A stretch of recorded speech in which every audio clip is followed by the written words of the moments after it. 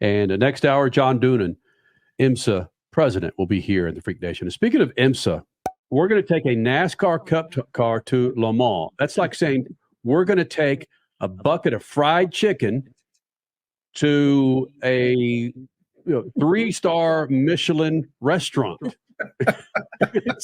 And we're going to kick the ass of those hors d'oeuvres that cost $500 an ounce. It sounds fun, but you understand my point? Oh yeah, that's a great analogy. It's a great. But you mentioned Bill France Sr. and he had a vision.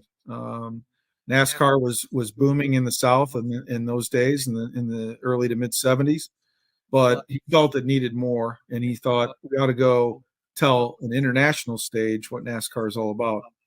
Jim wanted to recreate that, and he had the vision to do it with NASCAR's winningest manufacturer, Chevrolet, NASCAR's winningest team, Hendrick Motorsports, and NASCAR's tire partner since 1954, and Goodyear, of course. And so magical opportunity to work with a bunch of all-stars in the industry. You think of the people at Hendrick and what Chad Knaus, Greg Ives, Jimmy Johnson, Rick himself have accomplished with, I think, 14 Cup titles. You don't do that by accident.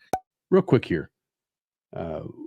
Curious, Statman, Crasher, Suave, what's your take on this? We talked about this in our little pre-show meeting about with the success of the Garage 56 project. And frankly, if you're not familiar with that,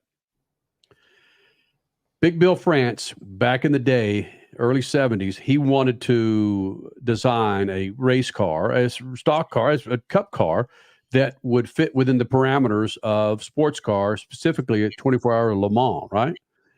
And it came to fruition last year. And John Doonan with IMSA, along with NASCAR, and a number of other engineers and drivers and crew chiefs, former crew chiefs in NASCAR, put this car together that had fantastic success at Le Mans. Resounding success. Not only winning on the track, but as John Doonan will point out next hour, their pit crew winning the Pit Crew Challenge at the 24. It goes through the stuff again. The Pit Crew Challenge at 24-hour Le Mans. But here's the question for you, Freak Nation. Statman, if you've got 30, 45 seconds to elaborate, why hasn't NASCAR capitalized on this, not just now, but maybe a few years ago, about establishing a class in IMSA? NASCAR owns IMSA. Right. Establishing a class for the Cup car to run in the Daytona 24 or to run in the IMSA WeatherTech Sports Car Series, Statman. Well, I've thought about this a while since we said we were going to have this as a part of our conversation tonight. And a number of things are a problem. IMSA is very popular. A lot of people are standing in line to race in IMSA. But if you added another class, you have to wonder whether or not the tracks that they race on will have the facilities to support those cars. Like they have 59 cars that are entered in the Rolex 24 next weekend. And you got to wonder whether or not there's enough pits, whether there's enough garages, whether there's enough everything to support all of that.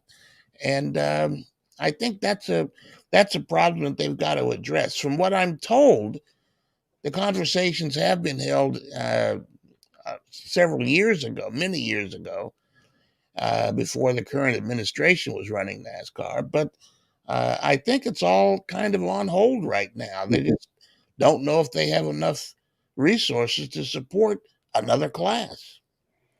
We've got about 45 seconds. Crasher, okay, go. I need to make a point, though. You said IMSA is very popular. It is. And drivers are standing in line to drive an IMSA. Okay, case in point, we have sports car drivers from all around the world right now. We have 12 IndyCar drivers in this year's 24 Hours of Daytona. 0 NASCAR drivers for the first time in several years. Yeah. 0 NASCAR drivers. Imagine if you went to the Long Beach, they race at Long Beach. They don't have enough space at Long Beach for what's there now. So they have to take and pick and choose what classes they want to run.